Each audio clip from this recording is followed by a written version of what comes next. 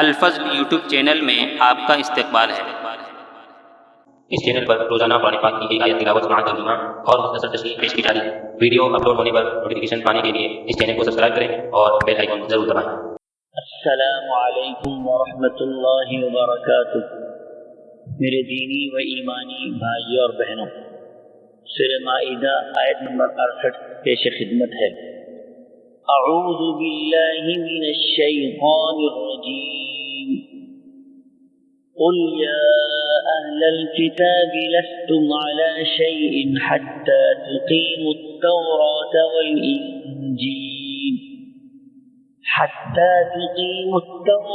والانجیل وما انزل الیکم من ربکم وليزيدن كثيرا منهم ما انزل الیک من ربک طغیانا وکفرا فلا تأس على القوم الكافرین۔ آپ کہہ دیجئے کہ اے اہل کتاب، تم در اصل کسی چیز پر نہیں جب تک کہ تورات و انجیل کو اور جو کچھ تمہاری طرف تمہارے رب کی طرف سے اتارا گیا ہے قائم نہ کرو۔ جو کچھ آپ کی جانب آپ کے رب کی طرف سے اترا ہے وہ ان میں سے بہتوں کو شرارت اور انکار میں اور بھی بڑھائے گا، تو آپ ان کافروں پر غمگین نہ ہو۔ حضرات، اہل ایمان کے بعض اعمال ان کے ایمان، عمل صالح اور علم نافع میں اضافے کا سبب بنتا ہے۔ اسی طرح معاصی و گناہ، نافرمانی و طغیان میں اضافے کا ذریعہ ثابت ہوتا ہے۔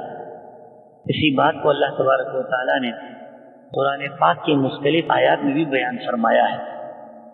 اس آیت میں دوسری بات سمجھنے کی یہ ہے کہ دین پر اور ایمان پر باقی رہنا ہی اصل زندگی ہے۔ لوگ جتنا ہی اس بات کا دعویٰ کریں کہ ہم اللہ کے بیٹے ہیں، اس کے چہیتے ہیں، ہم اللہ کے مقرب ہیں، یہ سب دعوے بغیر ایمان و اعمال کے بیکار اور عبث ہیں۔ جب تک ایمان اور عمل صالح نہیں ہوگا اس وقت تک کوئی مقام و مرتبہ حاصل نہیں ہو سکتا۔ اسی بات کو سمجھاتے ہوئے اللہ تبارک و تعالیٰ ارشاد فرماتے ہیں کہ اے نبی صلی اللہ تعالیٰ علیہ وسلم، آپ اہل کتاب سے فرما دیجئے کہ جب تک تم تورات و انجیل کے اصل نازل شدہ احکامات اور اس کے علاوہ جو کچھ بھی تمہارے پروردگار کی طرف سے نازل کیا گیا ہے اس پر عمل کرتے ہوئے اس کو اپنی عملی زندگی میں نافذ نہیں کریں گے، اس وقت تک تمہاری کوئی حقیقت نہیں ہے، تمہارا کوئی مقام و مرتبہ نہیں ہے۔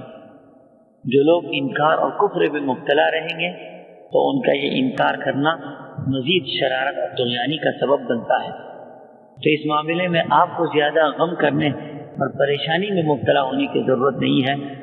آپ اپنا کام آگے بڑھاتے رہیں اور دین کی خدمت میں لگے رہیں، اس پر افسوس کرنے سے کوئی حاصل نہیں ہے۔ اللہ تعالی ہم سبوں کو کفر و طغیانی سے محفوظ رکھے اور دین پر استقامت نصیب فرمائے۔ آمین۔ وآخر دعوانا ان الحمد للہ رب العالمین۔